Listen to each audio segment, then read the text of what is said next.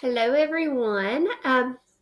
This week, we are going to be starting a new standard in math, and we are going to be focusing on NF4, which is applying and extending previous understanding of multiplication to multiply a fraction or a whole number by a fraction, including mixed numbers. So, in a nutshell, we're going to be looking at how to multiply fractions, fractions by fractions, fractions by whole numbers, fractions by mixed numbers, and we are going to apply and extend things that we've already learned and already understand about multiplication in order for us to do this. Okay? So in order for us to start this standard, I want to start with one of my favorite things to do when I'm in my classroom, and that is a math read aloud. Okay? So this book is called Multiplying Menace, The Revenge of Rumpelstiltskin. And as we read this today, I want you to think about a couple of things. I want you to think about what happens when you multiply two whole numbers, okay? And I want you to think about what happens when you multiply a whole number by a fraction, okay? So we're going to be looking at the products of different multiplication problems, okay? And see what goes on. So, multiplying menace. The revenge of Rumpelstiltskin. The castle was full of guests celebrating Peter's 10th birthday. You have one gift left, said his mother, the queen. A big bouncy puppy ran out and licked Peter's face. This is the best birthday ever, Peter said as he ran his fingers over the dog's soft fur.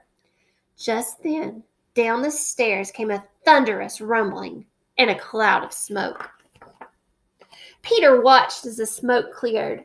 There stood a strange little man who said to him in a high, squeaky voice, I have come for you. Go away, the queen gasped. I said your name 10 years ago, and I will say it again, Rumpelstiltskin. You can't get rid of me so easily this time. 10 years ago, I turned your worthless straw into gold. Now I demand what you owe me. Guards, the king ordered. 10 guards rushed forward. Rumpelstiltskin pointed his walking stick at them and muttered some words. There was a sudden flash, and 8 guards disappeared. Only their hats remained.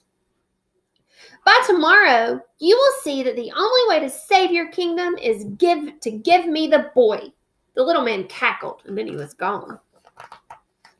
The celebration continued, but no one laughed or smiled.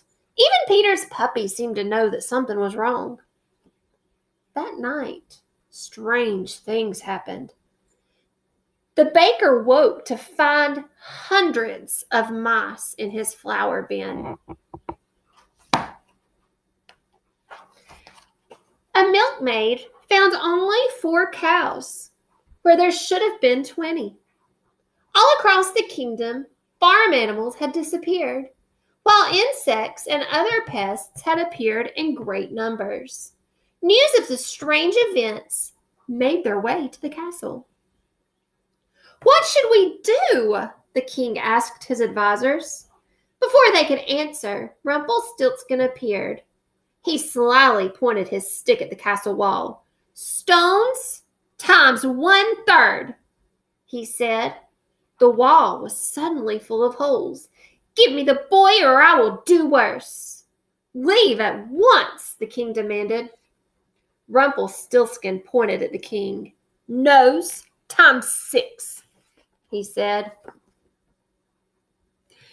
It can't be, the king sputtered. It couldn't be, it shouldn't be, but it was. The king had 6 noses.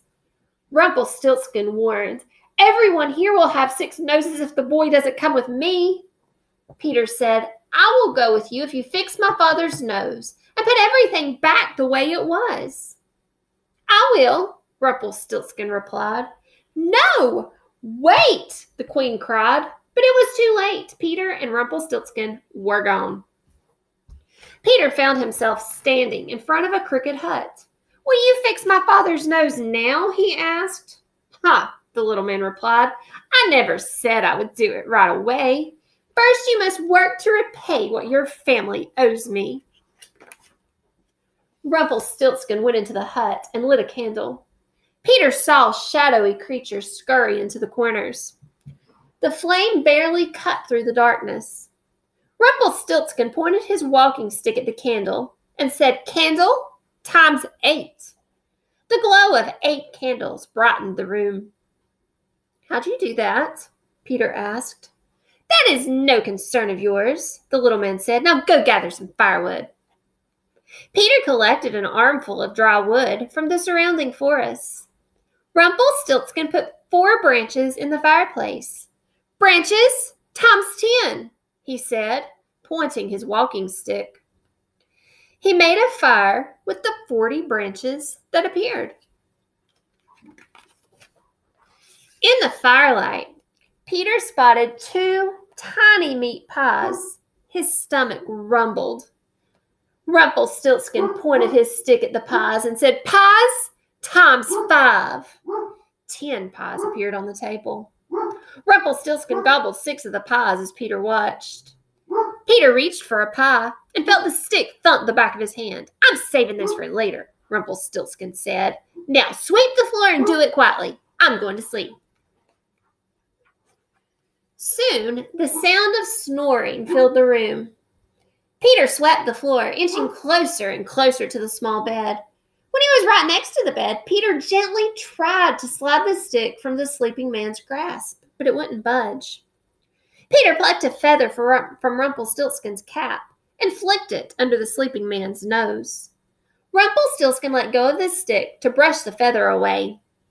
Peter grabbed the stick and put the broom in its place.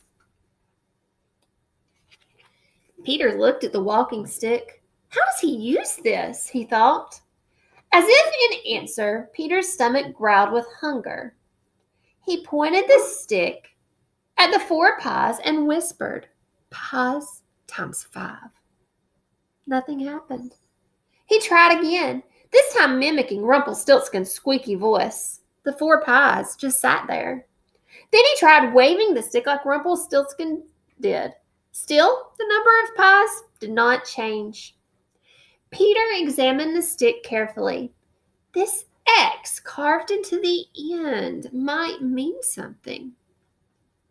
He pointed the X at the pies and said, "Pies times 5. 20 pies appeared. "It worked," Peter whispered.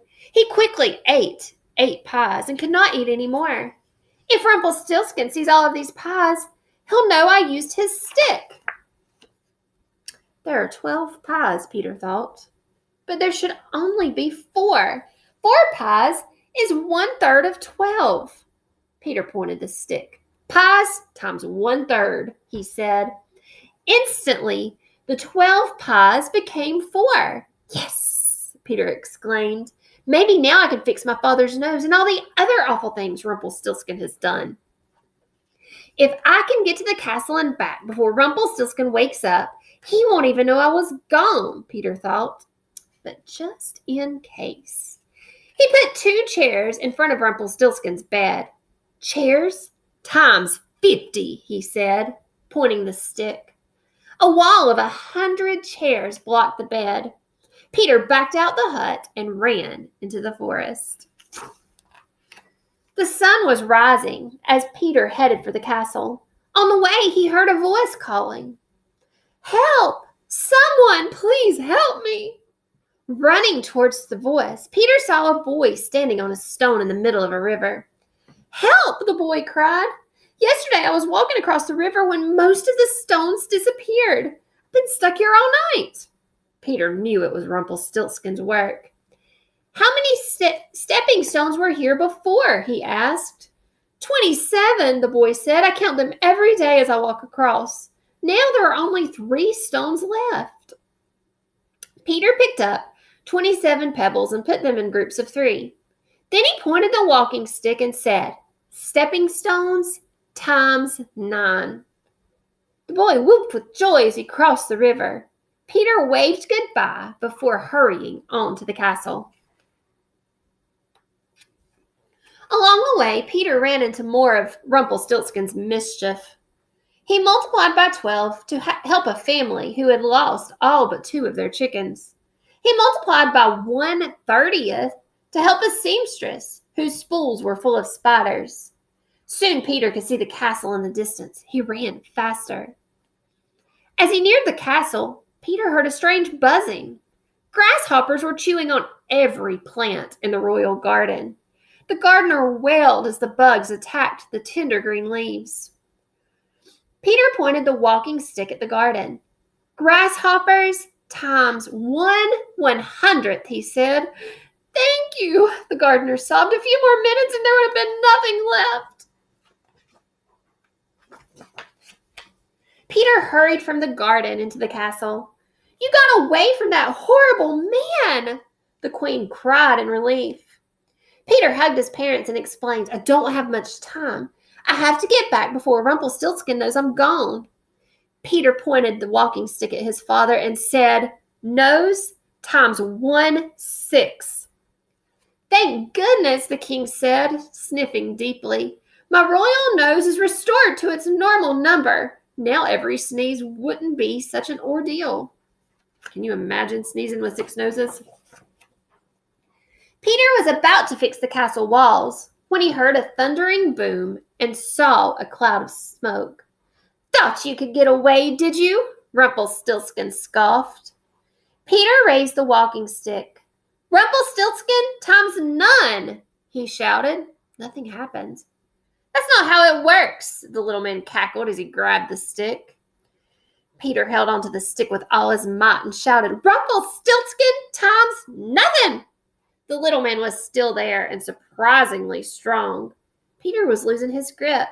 He made one last try.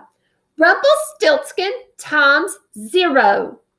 A flash of lightning made Peter close his eyes.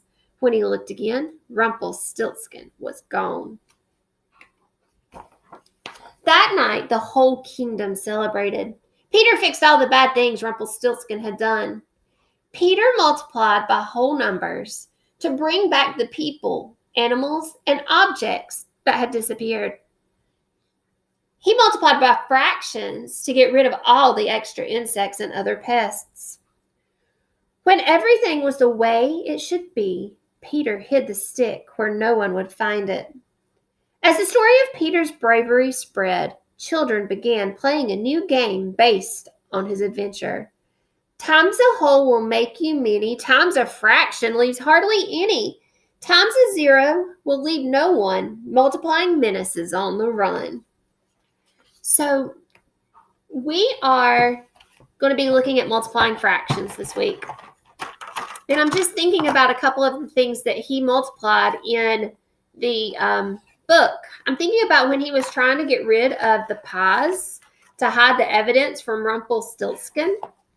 And he took, well, first of all, he took the 4 pies that were there. And he said pies times 5. So he did 4 times 5, and that gave him what? It gave him 20.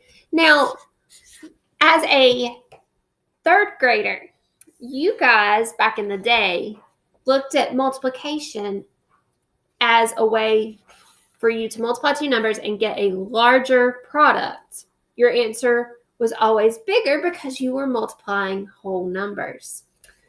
But in our book, Rumpelstiltskin's pies, he was trying to, Peter was trying to hide them from Rumpelstiltskin, that he had made more pies. So he did pies, he had 12 left, and he did pies times 1/3, and that gave him 4. Okay? So our product is no longer bigger, right? So this week, we're going to be working on multiplying fractions. We're going to be looking at what happens when you multiply fractions. But we've got to make sure that we are thinking about what we're actually doing, okay? We're not multiplying whole numbers and getting larger products, all right? So our answers may be smaller than what we started with sometimes. We're going to be looking this week at why that happens, okay? So come back, and we're going to be playing around with all kinds of fractions and numbers, and I'm looking forward to it, okay? We'll see you soon.